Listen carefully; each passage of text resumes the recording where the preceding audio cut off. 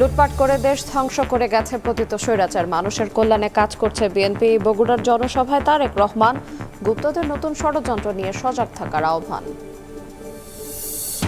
হাম ও উপসর্গে আরও 3 জনের মৃত্যু। প্রকোপ মোকাবেলায় সারা দেশে টিকাদান শুরু, পাবে প্রায় 2 কোটি শিশু। পরিস্থিতিকে এখনই মহামারী হিসেবে দেখছেন না স্বাস্থ্যমন্ত্রী। তেল গ্যাসের পর বিদ্যুতের দাম বাড়ানোর তোড়জোড়, আবাসিকে ইউনিট প্রতি প্রায় 2 টাকা বৃদ্ধির প্রস্তাব। লুটপাট বন্ধ করে সমন্বয়ের পরামর্শ বিশেষজ্ঞের। এসএসসি পরীক্ষা শুরু মঙ্গলবার, ফরমের টাকা নিয়ে উধাও কর্মচারী। মাদারীপুরে 20 শিক্ষার্থীর অংশ নেওয়া অনিশ্চিত। বিক্ষোভের পর গাইবান্ধায় রাতে প্রবেশপত্র পেল 200 জন। এবং তেহরান দ্বিতীয় দফার সংলাপ নাকচ করলেও আজই চুক্তি সইয়ের ঘোষণা ট্রাম্পের। ইসলামাবাদের পথে জেডি ভ্যান্স, জাহাজ জব্দের প্রতিশোধ নেয়ার ঘোষণা আইআরজিসির।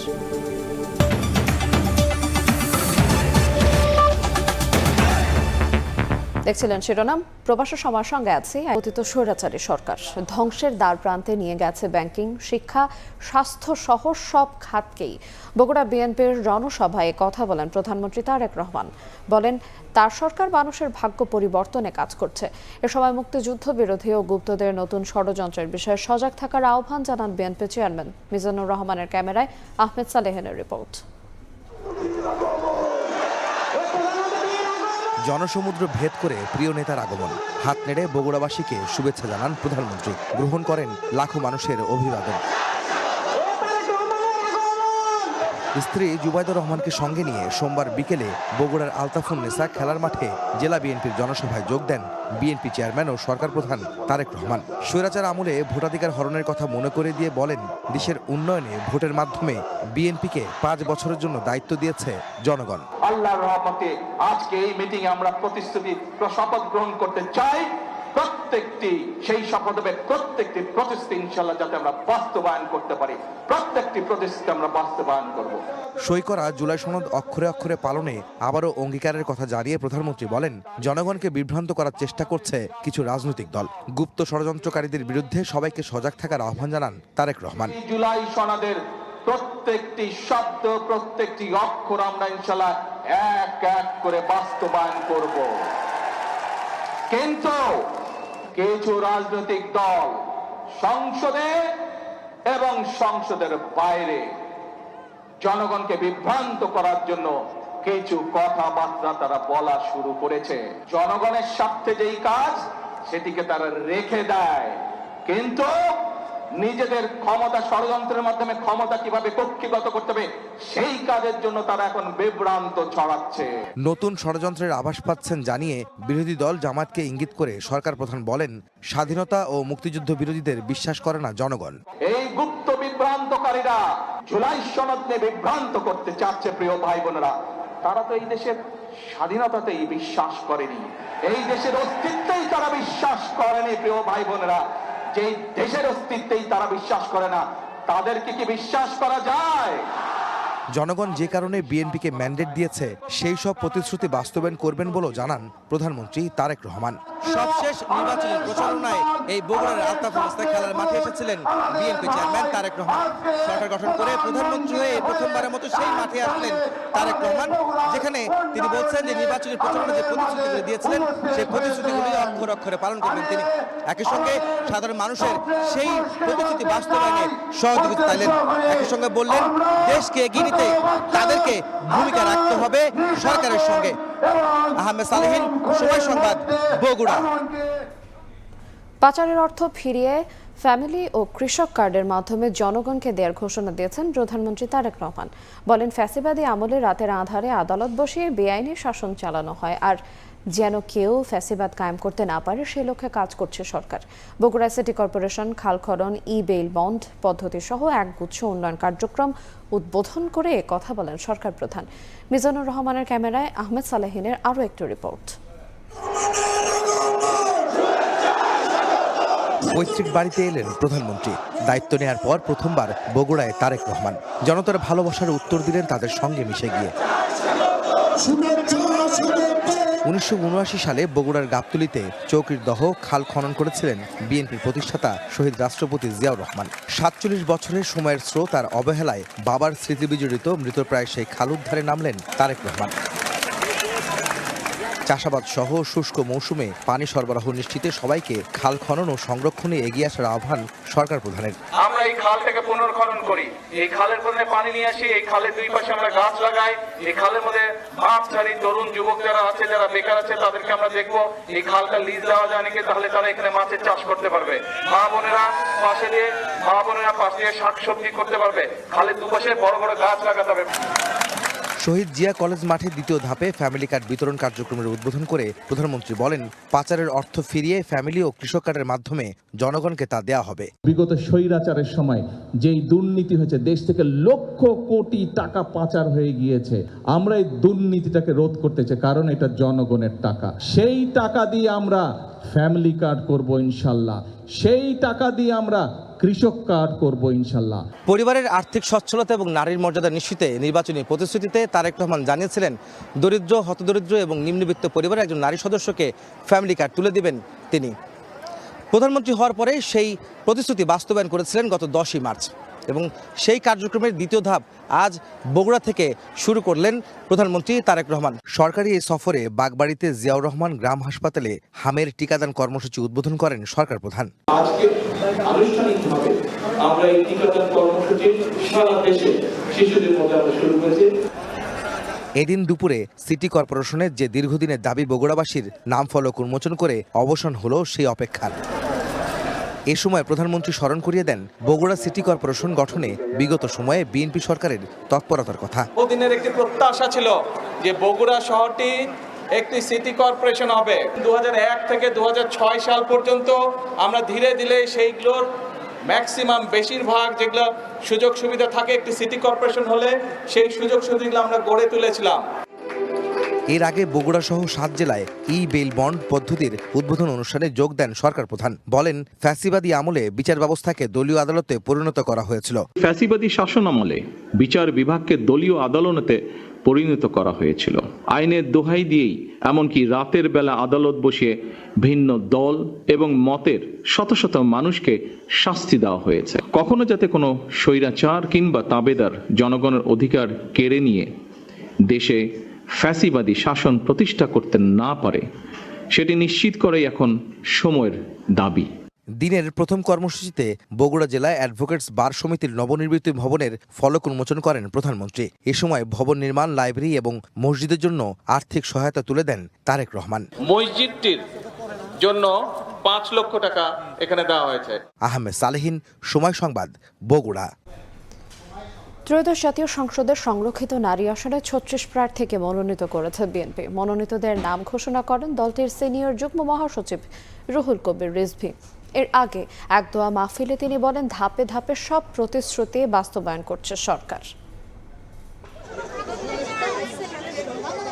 বেশ কয়েকদিন ধরে সংসদের সংরক্ষিত নারী আসনের মনোনয়ন নিয়ে সরগরম ছিল গুলশানে বিএনপির চেয়ারম্যানের কার্যালয় প্রাঙ্গণ। শুক্র ও শনিবার প্রায় 900 মনোনয়ন প্রত্যাশীর সাক্ষাৎকার নেয় দলটি। সাক্ষাৎকারে প্রার্থীরা বিগত সময়ে নিজেদের ভূমিকা তুলে ধরা সহ দলীয় সিদ্ধান্ত মেনে নেওয়ারও অঙ্গীকার ব্যক্ত করেন। সোমবার মনোনয়ন বোর্ড সেলিমা রহমান, শিরিন সুলতানা, নীলোফার চৌধুরী মনি, নিপুণ রায় চৌধুরী, সানজিদা ইসলাম তুলি সহ 36 প্রার্থীর নাম নিশ্চিত করেছে। নয়াপল্টনে বিএনপির কেন্দ্রীয় কার্যালয়ে বিস্তারিত তুলে ধরেন প্রধানমন্ত্রীর রাজনৈতিক উপদেষ্টা ও বিএনপির সিনিয়র যুগ্ম মহাসচিব রুহুল কবির রিজভী। নীলোফার চৌধুরী মনি, নজরুল ইসলাম চৌধুরী, নিপুণ রায় চৌধুরী, জিবা আমিন খান, আক্তার উদ্দিন আহমেদ, মাহমুদা হাবিবা, পিতা মোহাম্মদ আইন উদ্দিন, মুসাম্মদ সাবিরা সুলতানা। এই 36 জন বিএনপি এবং বিএনপির জোট থেকে যাদেরকে সিলেকশন করা হয়েছে, নির্বাচিত করা হয়েছে। এর আগে সকালে বিএনপির কেন্দ্রীয় কার্যালয়ে দলটির সাবেক সাংগঠনিক সম্পাদক নিখোঁজ ইলিয়াস আলীর সন্ধান দাবিতে আলোচনা সভা ও দোয়া মাহফিল অনুষ্ঠিত হয়।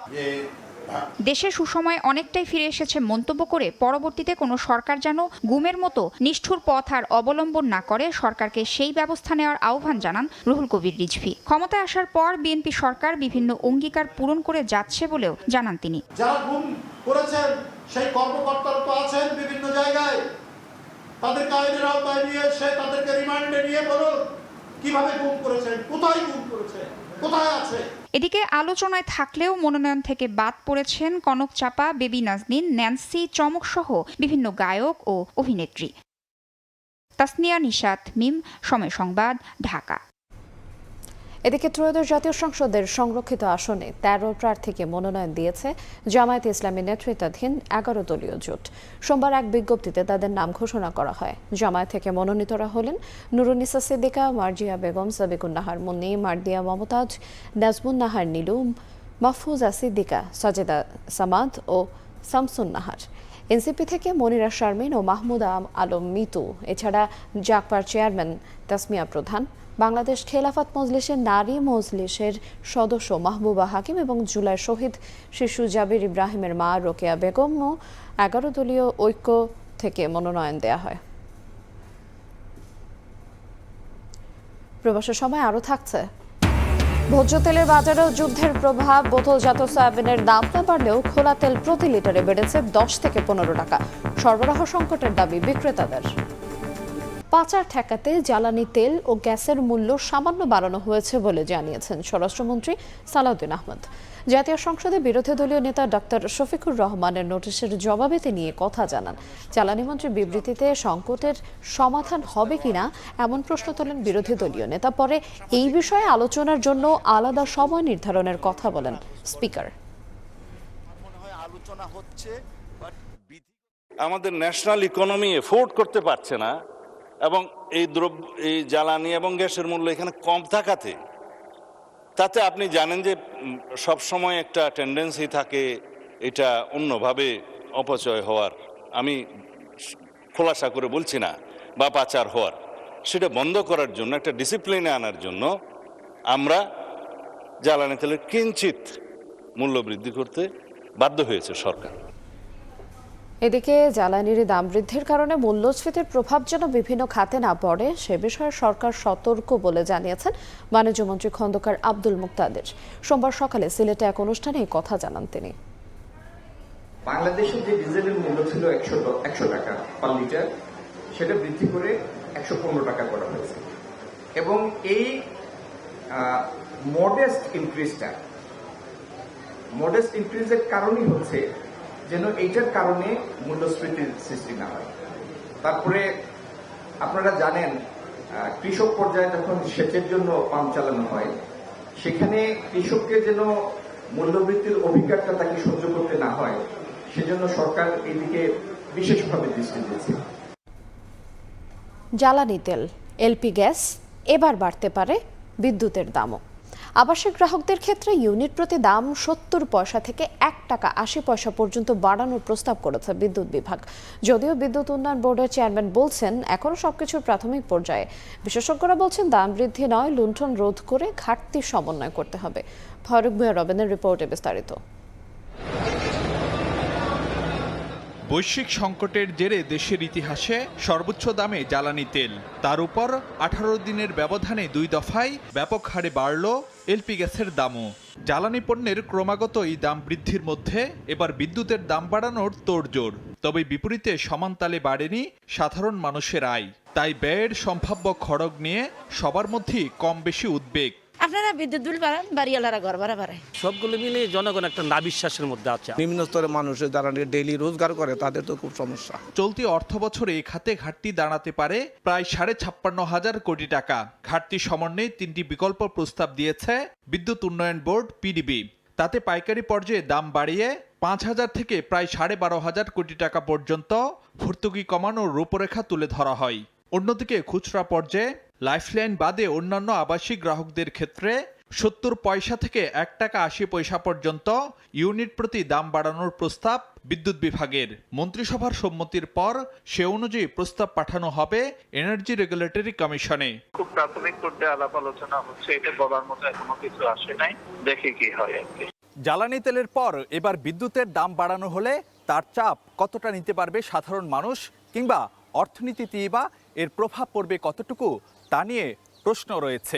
কোথায় অন্যায়ভাবে ব্যয় বাড়ানো হয়েছে, কোথায় অযৌক্তিকভাবে ব্যয় বাড়ানো, কোথায় ব্যয় বাড়িয়ে সেই টাকা লুণ্ঠন করা হয়েছে, সেসব খুঁজে বের করতে হবে। দাম না বাড়িয়ে কিভাবে ঘাটতি কমানো সম্ভব সে পথও বাতলে দিচ্ছেন ভোক্তা অধিকার সংগঠন ক্যাবের জ্বালানি উপদেষ্টা। কয়লা বিদ্যুৎ উৎপাদন ক্ষমতা যদি পুরোপুরি কাজে লাগাতে পারি তাহলে আদানির বিদ্যুৎ সহ ফার্নেসের বিদ্যুৎ আমাদের কাজে লাগে না, দরকার পড়ে না।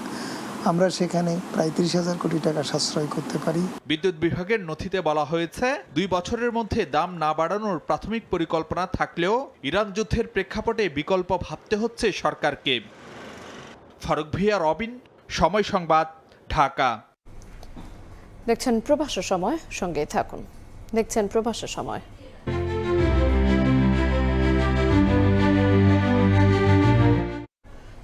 হাম ও উপসর্গ নিয়ে মারা গেছে আরও 3 শিশু। হাসপাতালে ভর্তি 1344 জন।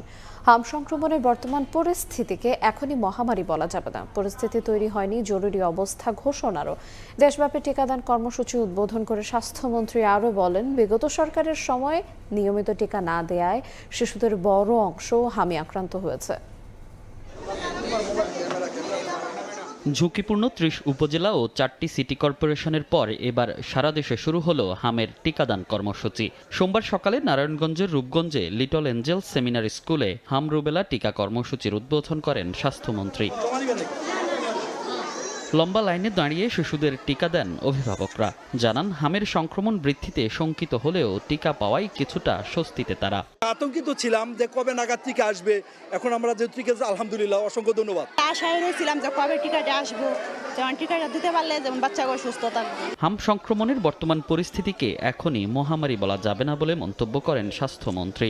জরুরি পরিস্থিতি ঘোষণার মতো অবস্থা এখনো হয়নি উল্লেখ করে বলেন, দেশব্যাপী টিকাদানের কয়েকদিনের মধ্যেই পরিস্থিতি নিয়ন্ত্রণে আসবে। ইমার্জেন্সি ঘোষণা করার মতন অবস্থা দেশে হয় নাই। ভ্যাকসিনেটের কাজটা এগিয়ে গেলে এই অ্যাটাকটা যেটা আক্রান্তের যে পরিমাণটা আমাদের শিশুদের উপর মিজেলসের, এটা কমে আসবে। পরে রাজধানীর শাহজাদপুর লাইট ফেয়ার স্কুলে টিকা ক্যাম্পেইন পরিদর্শন করেন স্বাস্থ্যমন্ত্রী। সঙ্গে ছিলেন বাংলাদেশে নিযুক্ত যুক্তরাষ্ট্রের রাষ্ট্রদূত ব্রেন্ট টি ক্রিস্টেনসেন। এদিকে সিলেট, ঝালকাঠি, পিরোজপুর সহ বিভিন্ন জেলায়ও 6 মাস থেকে 59 মাস বয়সী শিশুদের হামের টিকা দেয়া শুরু হয়েছে। জায়গায় জায়গায় সেগুলির কমপ্লিট। এই সমস্ত কারণই হচ্ছে গত 1.5-2 বছরে জনস্বাস্থ্যের প্রতি সবথেকে বেশি অবহেলা করা হয়েছে। সময় মতো যদি শিশুদেরকে এই রোগ প্রতিরোধের ক্ষমতা সম্পন্ন টিকা ভ্যাকসিনগুলিকে দেওয়া হয়, তাহলে কিন্তু এই সমস্ত রোগের জীবাণু তাদেরকে আক্রমণ করতে পারে না। চলমান কর্মসূচিতে প্রায় 2 কোটি শিশুকে টিকার আওতায় আনার লক্ষ্য সরকারের। মনির হোসাইন, সময় সংবাদ, ঢাকা। আজ থেকে শুরু হচ্ছে এসএসসি ও সমমানের পরীক্ষা। অংশ নেবে 18.5 লাখ শিক্ষার্থী। শিক্ষামন্ত্রী জানান, এবার দেয়া হবে না বাড়তি কোনো মানবিক নম্বর। মনিটরিংয়ে থাকবে মূল্যায়ন পদ্ধতি। পরীক্ষা শেষে 2 মাসের মধ্যে ফলাফল ঘোষণার আশ্বাসও দেন তিনি। মঙ্গলবার থেকে সারা দেশে শুরু হচ্ছে এসএসসি ও সমমানের পরীক্ষা। অংশ নেবেন 18,57,344 পরীক্ষার্থী। এর মধ্যে 9,30,305 ছাত্র এবং 9,27,039 ছাত্রী। এবার পরীক্ষার্থী গত বছরের তুলনায় প্রায় 79,000 কম। সংযোজন করা এসএসসি পরীক্ষা নিয়ে সচিবালয়ে কথা বলেন শিক্ষামন্ত্রী। হুঁশিয়ারি দেন, পরীক্ষাকে কেন্দ্র করে কোনো দুষ্টচক্র অপরাধে জড়ালে নেওয়া হবে কঠোর ব্যবস্থা। পাবলিক পরীক্ষা অ্যাক্ট 1980 যেটা রয়েছে, এটা ল মিনিস্ট্রিতে ভেরিংয়ের জন্য আছে, এটা আমাদের হয়ে যাচ্ছে। অ্যাক্টে ডিজিটাল ক্রাইমের কথা ছিল না, সেগুলি ইনক্লুড করা হয়েছে। আমরা নজরদারি করছি সাইবার ক্রাইমে যারা করবে, যারা প্রশ্নপত্র থানা থেকে বা ট্রেজারি থেকে উত্তোলন করবে, তাদের ফোন নাম্বার রেখে তারা কোনো ক্রাইম করছে কিনা। শিক্ষামন্ত্রী বলেন, শিক্ষার্থীদের উত্তরপত্রের ভিত্তিতেই করা হবে মূল্যায়ন। এছাড়া মনিটরিং করা হবে শিক্ষকদের খাতা মূল্যায়ন পদ্ধতিও। আমরা প্রত্যেকটি বোর্ডের কিছু কিছু খাতা আমরা র্যান্ডম স্যাম্পলিং করব, যে এক্সামিনাররা ঠিকমতো খাতা দেখছে কিনা। খাতা যেইভাবে লিবারেল ওয়েতে দেখতে হবে সেটাই তারা দেখবে। একটি প্রশ্নের উত্তর যদি 10টি লাইন থাকে 9টি যদি ঠিক হয়, ওই যেইভাবে পার্সিয়ালি নাম্বার দেওয়া সেই সঠিকভাবেই দিতে হবে। এদিকে পরীক্ষার সময়ে কেন্দ্রগুলোতে যাতে নিরবচ্ছিন্ন বিদ্যুৎ সরবরাহ থাকে এজন্য কেন্দ্রগুলোকে চিঠি দেওয়ার কথা জানান শিক্ষামন্ত্রী। পরীক্ষার সময় বিদ্যুৎ থাকতে হবে। 2 ঘন্টা আগেই পরীক্ষা কেন্দ্র খোলা রাখার পাশাপাশি কেন্দ্র এলাকা যানজট মুক্ত রাখতে আইন শৃঙ্খলা বাহিনীর প্রতি আহ্বান জানান শিক্ষামন্ত্রী। এই ব্যাপারে আমরা বোর্ডকে নির্দেশনা দিয়েছি। প্রসূন আশিস, সময় সংবাদ, ঢাকা। মাদারীপুরে ফর্ম পূরণের প্রায় 3 লাখ টাকা নিয়ে উধাও খণ্ডকালীন সহকারী শিক্ষক ও এক অফিস সহকারী। আসনে 20 শিক্ষার্থীর এসএসসি পরীক্ষার প্রবেশপত্র, এতে পরীক্ষা দেওয়া অনিশ্চিত হয়ে পড়েছে। ঘটনার প্রতিবাদে বিদ্যালয় ক্যাম্পাসে টায়ার জ্বালিয়ে বিক্ষোভ করে শিক্ষার্থী ও অভিভাবকরা। তদন্ত করে ব্যবস্থা নেওয়ার আশ্বাস দিয়েছে উপজেলা প্রশাসন। ফরম পূরণের টাকা নিয়ে উধাও শিক্ষক, পরীক্ষায় অংশ নিয়ে অনিশ্চয়তায় 20 শিক্ষার্থী। মাদারীপুর সদর উপজেলার মোস্তফাপুর বহুমুখী উচ্চ বিদ্যালয়ে মূল্যায়ন পরীক্ষায় 2 বিষয়ে ফেল করে 20 শিক্ষার্থী। তাদের এসএসসি পরীক্ষায় অংশগ্রহণের আশ্বাস দিয়ে বিদ্যালয়ের খণ্ডকালীন সহকারী শিক্ষক সোহেল মোরল ও অফিস সহায়ক নূর আলম লিটন জনপ্রতি 15,000 টাকা করে নেন, কিন্তু ফরম পূরণের টাকা ব্যাংকে জমা না দেয়ায় আসেনি ওই 20 শিক্ষার্থীর এসএসসি পরীক্ষার প্রবেশপত্র। বিষয়টি জানতে পেরে সোমবার সকালে বিদ্যালয় মাঠে টায়ার জ্বালিয়ে বিক্ষোভ করে ভুক্তভোগী শিক্ষার্থীরা। এ সময় শিক্ষার্থীদের সঙ্গে যোগ দেন অভিভাবকরাও। শেষ মুহূর্তে এসে আমাদের বলতেছে যে তোমরা কি তোমাদের এডমিট দিতে পারবো না। তাহলে এতজন শিক্ষার্থী কি করবে বলেন? তাদের লাইফ নষ্ট। আমরা পরীক্ষা দিতে পারবো, আমাদের জীবনটা যদি আমরা ফেলও করি তো পরীক্ষা নাম হবে যে আমরা পরীক্ষা দিচ্ছি। এই ভুক্তভোগী মেয়েরা আজকে থেকে অনেক মেয়েরা বলতেছে আমরা গলায় ধরে বিষ খাম, আমাদের জীবনের লাইফে দাম আছে কি আর? তার কাছে আমরা জিজ্ঞেস করছি আপনারা যে টাকাটা নেবেন আপনারা কিভাবে করবেন, বলছে এটা হেডমাস্টারের মাধ্যমে আমরা ঢাকা থেকে সরাসরি করাই আনবো। আমাদের অফিস আমরা কিছুই জানি না। এ ঘটনায় তদন্ত করে ব্যবস্থা গ্রহণের আশ্বাস দিয়েছে উপজেলা প্রশাসন। আমরা তাৎক্ষণিকভাবে সেই খণ্ডকালীন শিক্ষককে বরখাস্ত করার জন্য, সাময়িক বরখাস্ত করার জন্য বলা হয়েছে। কর্তৃপক্ষ সেই প্রসিডিউরে আগাচ্ছে। ঘটনার পর মোবাইল ফোন বন্ধ করে লাপাত্তা অভিযুক্ত শিক্ষক সোহেল মোরল ও অফিস সহায়ক নূর আলম লিটন। সঞ্জয় কর্মকার, অভিজিৎ, সময় সংবাদ, মাদারীপুর।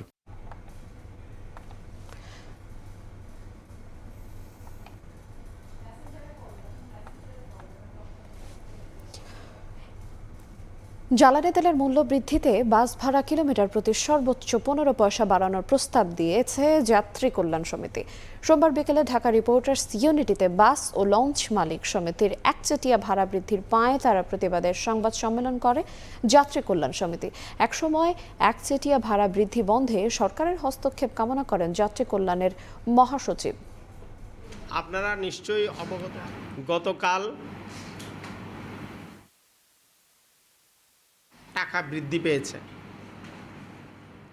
জ্বালানির মূল্য বৃদ্ধি পেলে আসলে যে প্রক্রিয়ায় ভাড়াটা বৃদ্ধি হবার কথা।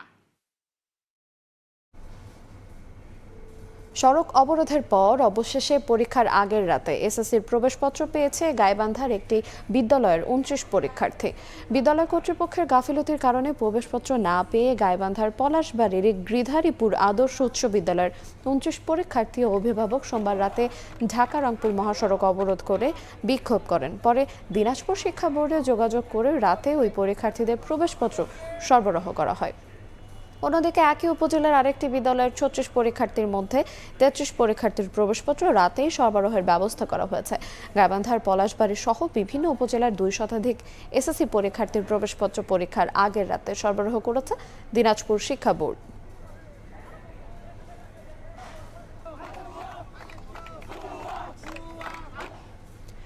গণমাধ্যম নিয়ন্ত্রণে বিশ্বাস করে না সরকার। সোমবার দুপুরে সচিবালয়ে গণমাধ্যম কেন্দ্রে সাংবাদিকদের সঙ্গে মতবিনিময় অনুষ্ঠানে কথা বলেন তথ্য ও সম্প্রচার প্রতিমন্ত্রী ইয়াসের খান চৌধুরী। গণমাধ্যমে সঠিক তথ্য প্রবাহ নিশ্চিত করতে সরকার কাজ করছে জানিয়ে তিনি বলেন, ভুল তথ্য ও অপতথ্য মোকাবেলা করে নির্ভুল সংবাদ জনগণের কাছে পৌঁছে দেওয়াই সরকারের প্রধান লক্ষ্য। will not be controlled. মিডিয়ার স্বাধীনতা থাকবে, মিডিয়া যেভাবে স্বাধীনভাবে কাজ করে যাচ্ছেন এটা অব্যাহত থাকবে, এইটুকু আপনাদেরকে বলতে পারি। এটা মাননীয় প্রধানমন্ত্রীর নীতি এবং ওনার নির্দেশ। বাংলাদেশ সরকার কোনো কিছু চাপিয়ে দিবে না কারোর উপরে। শুধু সাংবাদিকতা বা সংবাদপত্রের না, আমাদের ইলেকট্রনিক মিডিয়ার যারা আছেন, কোয়াবের যে নেতৃবৃন্দরা আসলেন তারাও অনেক কথা বলে গেলেন। If there is a problem we will ইনশাআল্লাহ ট্রাই টু ফিক্স ইট। প্রবাসের সময় আরও থাকছে। রাজধানীর মহাখালীতে জাতীয় ক্যান্সার গবেষণা ইনস্টিটিউট ও হাসপাতালের উপপরিচালক ডাক্তার আহমেদ হোসেনকে কুপিয়ে জখম করেছে দুর্বৃত্তরা। সোমবার বিকেলে 4টার দিকে ক্যান্সার হাসপাতালের পাশে অবস্থিত জাতীয় বক্ষব্যাধি হাসপাতালের সামনেই ঘটনা ঘটে। ঘটনার পর তাকে আহত অবস্থায় প্রথমে ক্যান্সার হাসপাতালে নেওয়া হয়, তারপর উন্নত চিকিৎসার জন্য রাতে ঢাকা মেডিকেল কলেজ হাসপাতালে নেওয়া হয়। তবে তার অবস্থা আশঙ্কামুক্ত বলে জানিয়েছেন চিকিৎসকেরা। ঢাকা মেডিকেল কলেজ হাসপাতালের জরুরি বিভাগের আবাসিক সার্জন ডক্টর মোহাম্মদ মোস্তাক আহমেদ জানান, তার ডান হাত ও পিঠে ছুরিকাঘাত রয়েছে। সিসিটিভি ফুটেজে দেখা গেছে হাসপাতালে ডিউটি শেষ করে বিকালে পায়ে হেঁটে বাসায় ফিরছিলেন তিনি। পথে মহাখালী এলাকায় একটি গলিতে 2 জন দুর্বৃত্ত তাকে ধারালো অস্ত্র দিয়ে এলোপাতাড়ি আঘাত করে পালিয়ে যায়। সেখান থেকে স্বজনরা খবর পেয়ে তাকে উদ্ধার করে চিকিৎসার জন্য হাসপাতালে নিয়ে যান।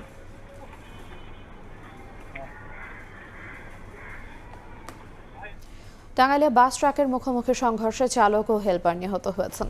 পুলিশ জানায় ময়মনসিংহের দিক থেকে ছেড়ে আসা যাত্রীবাহী বাস ঢাকার দিকে আসছিল। সোমবার ভোরে হামিদপুর এলাকায় পৌঁছালে ট্রাকের সঙ্গে বাসের মুখোমুখি সংঘর্ষ হয়।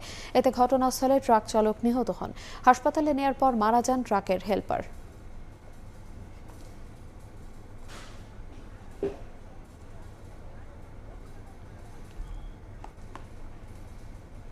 দেখছেন প্রবাসের সময় সঙ্গে। আন্তর্জাতিক বাজারে ভোজ্য তেলের দাম বাড়ায় দেশের বাজারেও এর প্রভাব পড়েছে। সরকারি অনুমোদন না থাকায় বোতলজাত তেলের দাম না বাড়লেও খোলা তেলের দাম কেজিতে বেড়েছে 10 থেকে 15 টাকা। রাজধানীর কারওয়ান বাজার ঘুরে দেখা গেছে বোতলজাত তেলের সাথে অতিরিক্ত পণ্য বিক্রি করছেন অনেক খুচরা বিক্রেতা। মধ্যপ্রাচ্যে যুদ্ধের কারণে আন্তর্জাতিক বাজারে অপরিশোধিত ভোজ্য তেলের দাম বাড়লেও সরকারের অনুমতি না মেলায় বোতলজাত সয়াবিনের দাম বাড়াতে পারেনি কোম্পানিগুলো। তবে কারওয়ান বাজারের চিত্র বলছে গত মাসের তুলনায় লিটার প্রতি 5 থেকে 20 টাকা পর্যন্ত বেশিতেই বিক্রি হচ্ছে ভোজ্য তেল। গত 3 মাস থেকে বাজার যে অবস্থা আছে সেই অবস্থায় আছে। তেলের দামটা সামান্য একটু বাড়ছে, আগেও ছিল 2 কেজি 380 টাকা, এখন 400 টাকা বিক্রি করতেছে। আগের চেয়ে একটু কম খাই, তারা তো আর কিছু করার নেই। অনেকে 1 মাসিক বাজার করে, তারা গত মাসে কিনছে, আবার এই মাসে আইসা যখন শুনে যে একটু বাড়তি, তখন এরা তো গাছেতে বইরা জায়গা। বিক্রেতারা বলছেন বোতলজাত তেলে দাম না বাড়লেও খোলা তেলের বাজার চড়া। জ্বালানি সংকটে তেল পরিবহন জটিলতায় সাময়িকভাবে দাম বেড়েছে। খোলা তেলের দাম বাড়ছে কিন্তু বোতল তেলের দাম বাড়ে না। তো হিসাবে 8 টাকা 10 টাকা কেজিতে বাড়ছে। আগে গাড়ি ভাড়া দিতাম 9000, এখন হয়ে গেছে 13000। তবে বড় কোম্পানিগুলোর কাছ থেকে চাহিদা মতো তেলের যোগান পাচ্ছে না বলে অভিযোগ খুচরা ব্যবসায়ীদের। তেলটা আমরা পাচ্ছি কম, মানে কোম্পানির কাছ থেকে একটু সাপ্লাই কম হচ্ছে, বলতেছে যে ওই তাদের রিফ্রেশিং করতে সময় লাগতেছে। রূপচাঁদা দেয় কিন্তু রূপচাঁদার লাগে সরিষার তেল বা বলা তেল কিনতে হয়। তেল দিয়ে 40টা থাবাতা, এভাবে করে তো আমি কাস্টমারদের বিক্রি করতে পারবো না। বৈশ্বিক সংকটের মধ্যেও ভোজ্য তেলের বাজার সহনীয় রাখতে নীতি নির্ধারকদের আরও সজাগ থাকার অনুরোধ বাজার সংশ্লিষ্টদের। আদনান তুর্য, সময় সংবাদ, ঢাকা। দেশের তরুণদের দক্ষ জনশক্তিতে রূপান্তর করতে জাপানের কারিগরি সহায়তা গুরুত্বপূর্ণ ভূমিকা রাখবে বলে মনে করেন বাণিজ্যমন্ত্রী। রাজধানীর গুলশানে একটি আলোচনা অনুষ্ঠানে তিনি কথা বলেন। অন্যদিকে ঢাকায় নিযুক্ত জাপানের রাষ্ট্রদূত জানান, 2 দেশের কূটনৈতিক ও বাণিজ্যিক সম্পর্ক আরও ফলপ্রসূ করতে যে কোনো সহায়তা দিতে প্রস্তুত টোকিও। অন্তর্বর্তী সরকারের শেষ সময়ে জাপানের সঙ্গে অর্থনৈতিক অংশীদারিত্ব চুক্তি ইপিএ সই করে বাংলাদেশ। এ চুক্তির ফলে দেশটির বাজারে তৈরি পোশাক সহ 7,000-এর বেশি বাংলাদেশি পণ্যের শতভাগ শুল্কমুক্ত সুবিধা মিলবে। দ্বিপাক্ষিক সম্পর্ক আরও জোরদারের অংশ হিসেবে এবার ঢাকায় অনুষ্ঠিত হলো 2 দেশের ব্যবসায়ীদের কৌশলগত আলোচনা। অনুষ্ঠানে বাণিজ্যমন্ত্রী বলেন, আর্থিক বিনিয়োগের পাশাপাশি বিভিন্ন খাতে তরুণদের দক্ষ করে তুলতে জাপানের সহযোগিতা প্রয়োজন।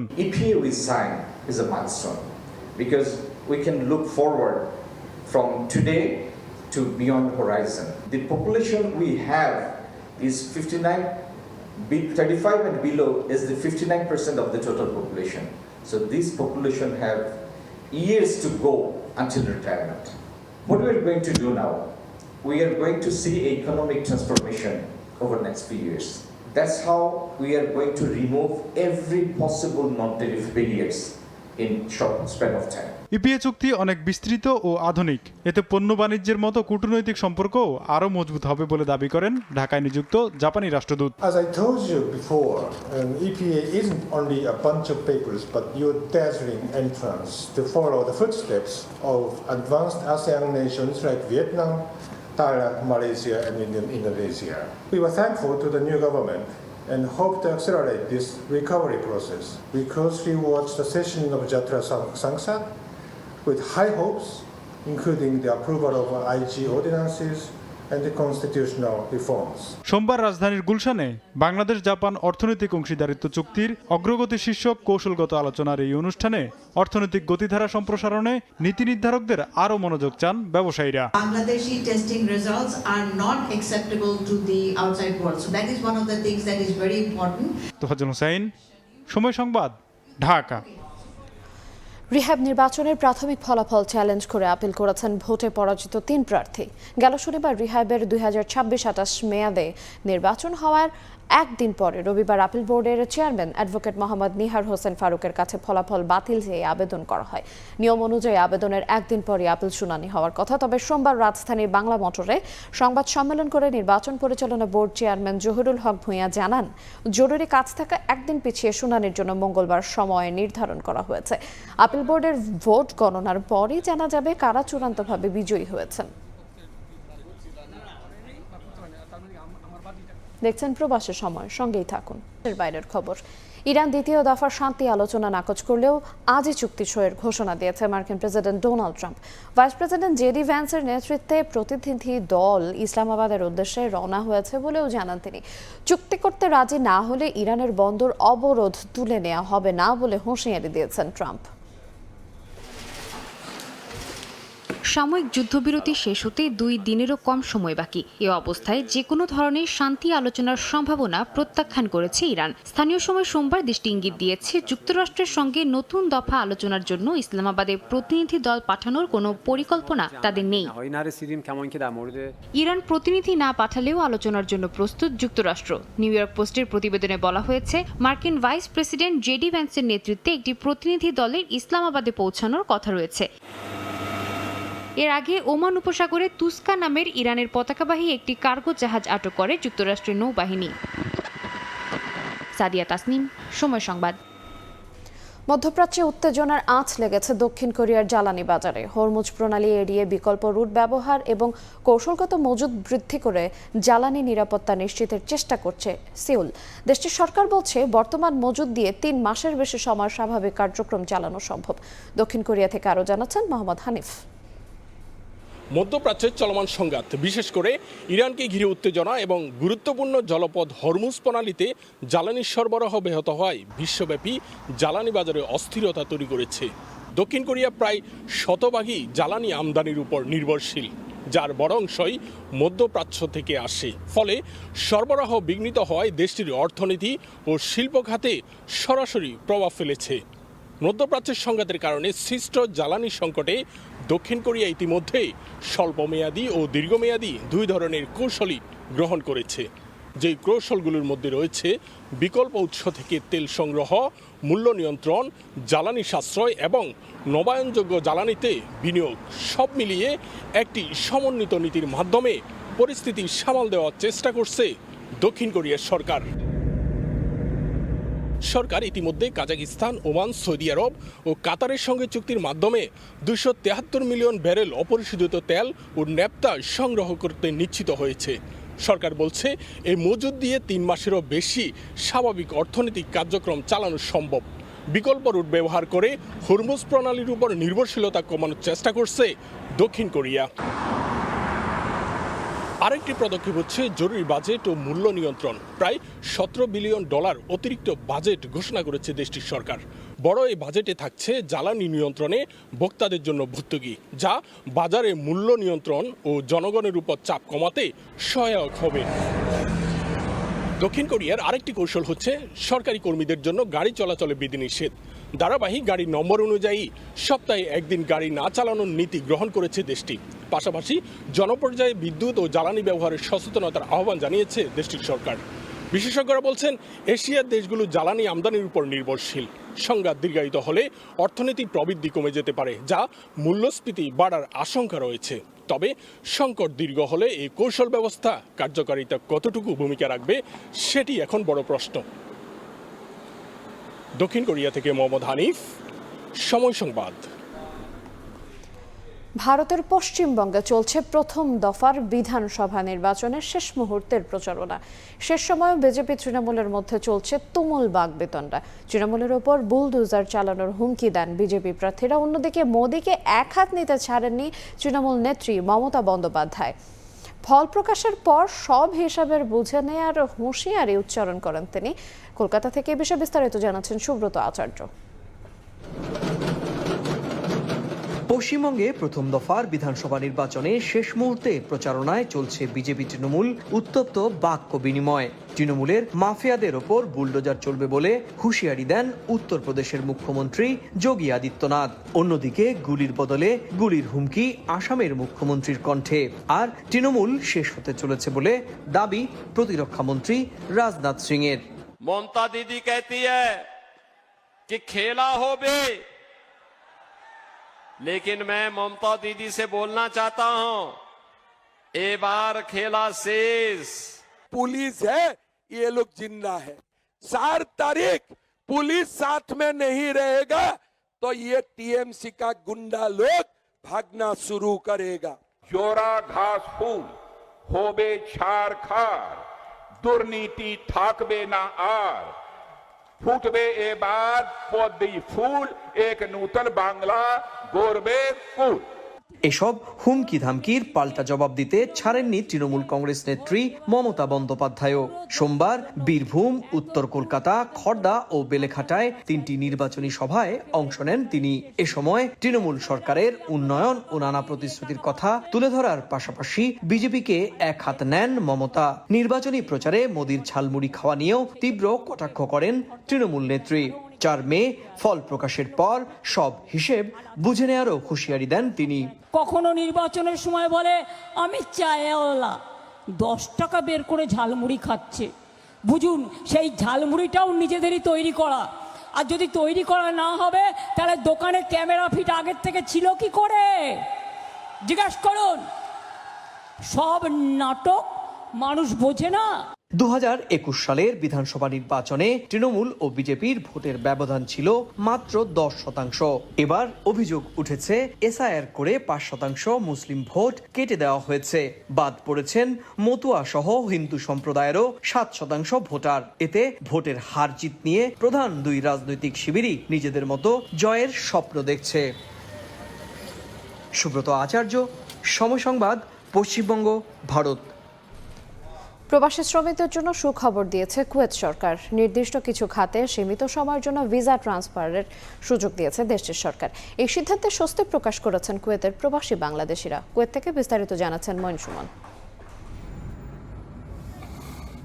কুয়েতে প্রবাসী শ্রমবাজারে নতুন গতি আনতে গুরুত্বপূর্ণ সিদ্ধান্ত নিয়েছে দেশটির সরকার। জনশক্তি কর্তৃপক্ষের নতুন ঘোষণায় নির্দিষ্ট কিছু খাতে কর্মরত বিদেশি শ্রমিকদের জন্য নিয়োগকর্তার অনুমোদন সাপেক্ষে চালু হচ্ছে ভিসা ট্রান্সফারের সুযোগ। কর্তৃপক্ষ বলছে এই সুবিধা কার্যকর থাকবে 1 মে থেকে 30 জুন পর্যন্ত।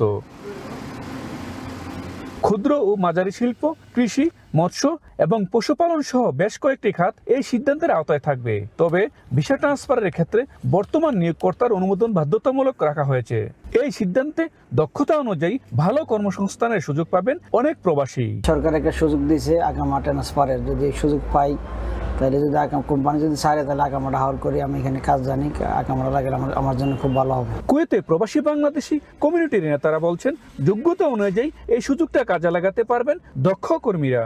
সময় সীমিত হওয়ায় এই সিদ্ধান্ত নিতে হবে দ্রুত।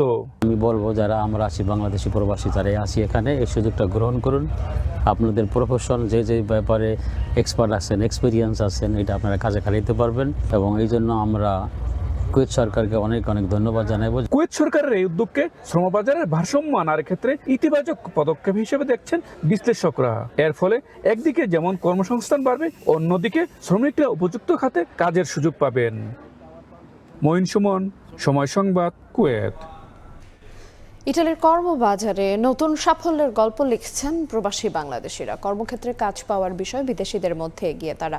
এমন তথ্য উঠে এসেছে বিভিন্ন কর্মসংস্থান সংস্থা ও গণমাধ্যমে। এতে ইতালিতে বাড়ছে বাংলাদেশি কমিউনিটির গ্রহণযোগ্যতা। খুশি প্রবাসীরাও দেখছেন আরও বড় সম্ভাবনা। মাকসুদ রহমানের তথ্যচিত্র রিপোর্ট। ইতালিতে বসবাস করছেন প্রায় ৩ লাখ প্রবাসী বাংলাদেশি। দেশটিতে অর্থনৈতিকভাবে প্রতিষ্ঠিত হওয়ার প্রধান পথই কর্মসংস্থান, আর সেই জায়গাতেই নিজেদের শক্ত অবস্থান তৈরি করে চলেছেন তারা। জাহাজ নির্মাণ খাতে বাংলাদেশিদের উপস্থিতি এখন চোখে পড়ার মতো।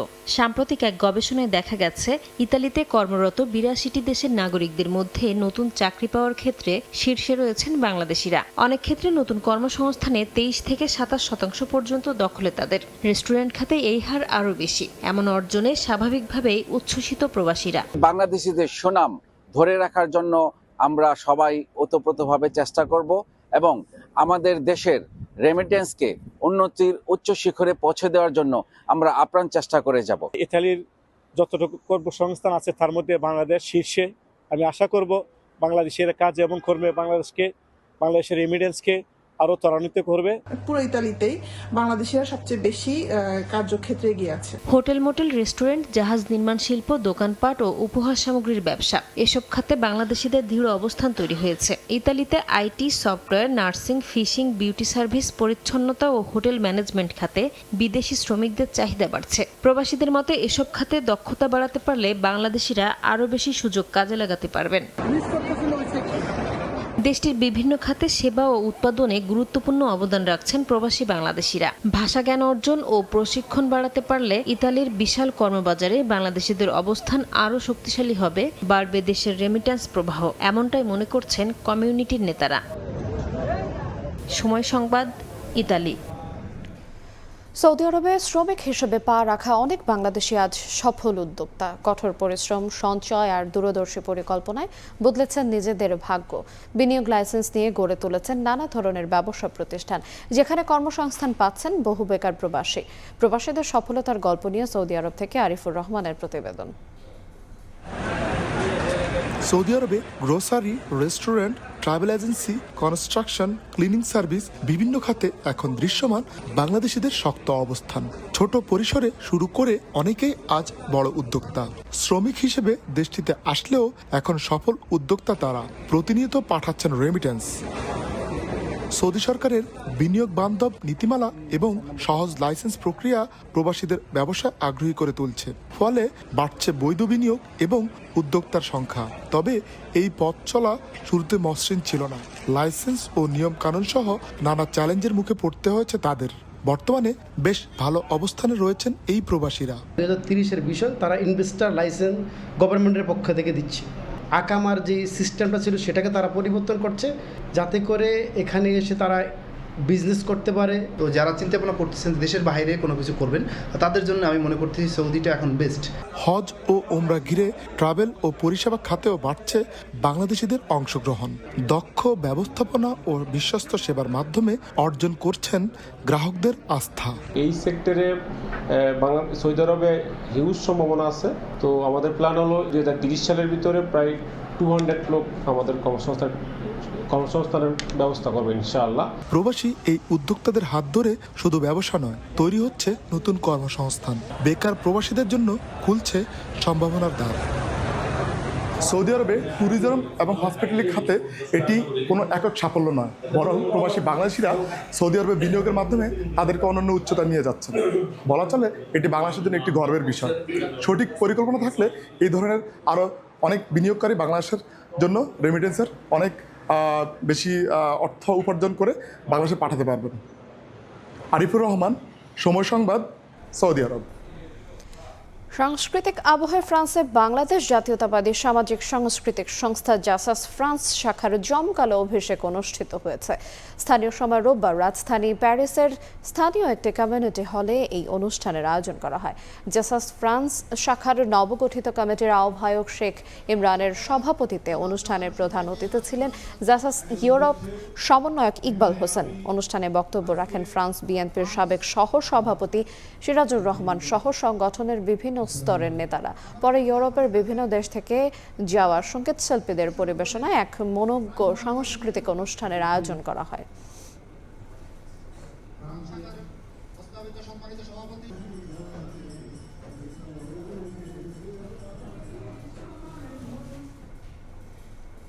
নানা আয়োজনে যুক্তরাষ্ট্রের ক্যালিফোর্নিয়ায় বরণ করা হয়েছে বাংলা নতুন বছর। স্থানীয় সময় শনিবার ক্যালিফোর্নিয়ায় Bengali Hindu association of Los অ্যাঞ্জেলেসের উদ্যোগে দিনব্যাপী নববর্ষ উদযাপন করা হয়। এতে অংশ নেন সংগঠনের সদস্য সহ প্রবাসী বাংলাদেশিরা।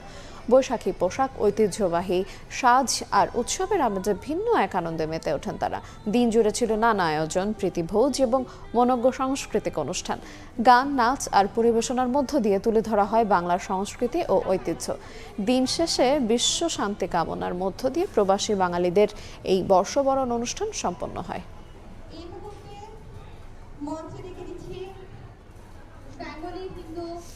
জার্মানির রাজধানী বার্লিনে ব্যাপক আনন্দ ও উৎসব মুখর পরিবেশে চৈত্র সংক্রান্তি ও বাংলা নববর্ষ 1433 উদযাপন করেছেন প্রবাসী বাংলাদেশিরা।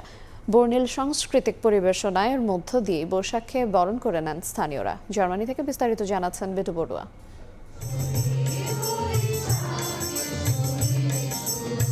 রোববার জার্মানির বার্লিনের সামাজিক ও সাংস্কৃতিক সংগঠন বাঙালির ঐতিহ্য ও তানপুরা মিউজিক স্কুলের আয়োজনে চৈত্র সংক্রান্তি ও বাংলার নববর্ষ উদযাপন করা হয়।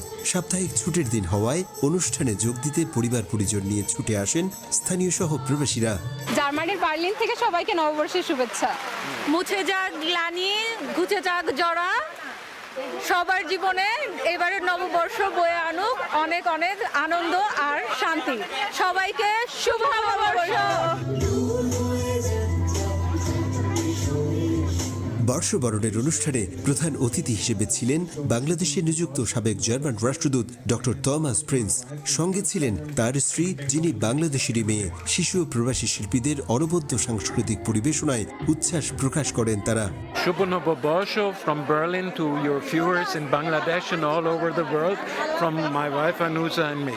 দেশটিতে জন্ম নেয়া ও বেড়ে ওঠা নতুন প্রজন্মের কাছে দেশের শেকড়কে নতুন করে পরিচয় করানোর পাশাপাশি দেশজ সংস্কৃতি লালন ও বিকাশে ভূমিকা রাখতে পেরে খুশি আয়োজকরা। উদ্যোক্তা হিসাবে আমরা চেষ্টা করেছি বার্লিনে বসবাসরত বাঙালি নতুন প্রজন্মের কাছে বাঙালির ঐতিহ্য এবং সংস্কৃতিকে তুলে ধরতে আমরা আমাদের যথাসাধ্য চেষ্টা করেছি এবং ভবিষ্যতে এরকম প্রোগ্রাম আয়োজন করে আমরা আমাদের চেষ্টা অব্যাহত রাখব। শেষ বিকেলে আকাশ জুড়ে ঝুম বৃষ্টি সত্ত্বেও বৈশাখ বরণে সামিল হন বার্লিনের বাইরের বেশ কয়েকটি প্রদেশের কয়েকশো প্রবাসী বাংলাদেশীও।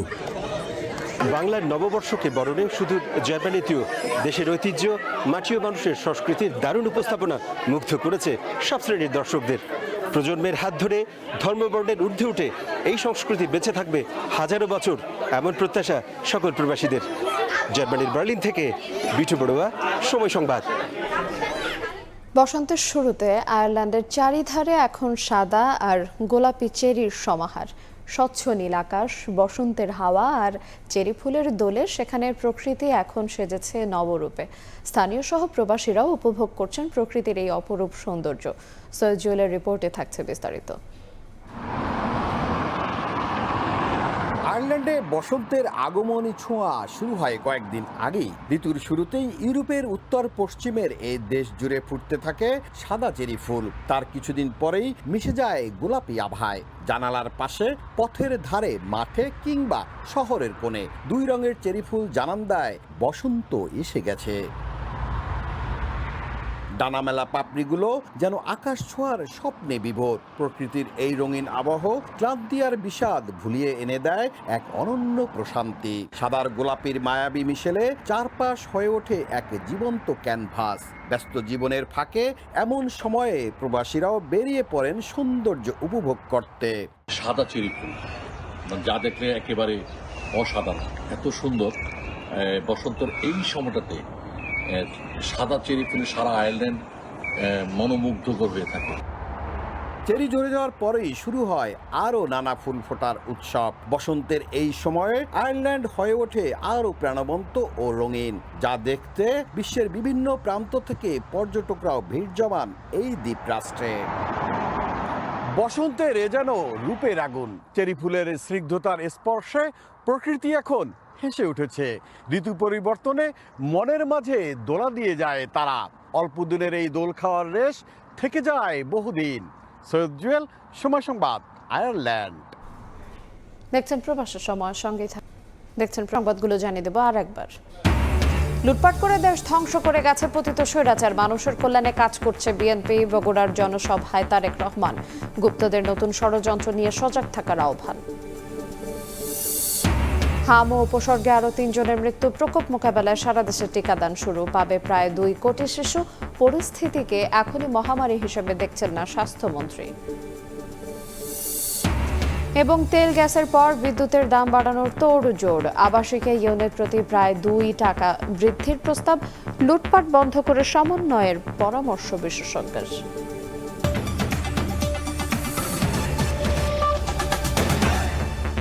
এই ছিল প্রবাসের সময়, সঙ্গে থাকুন সময়ের।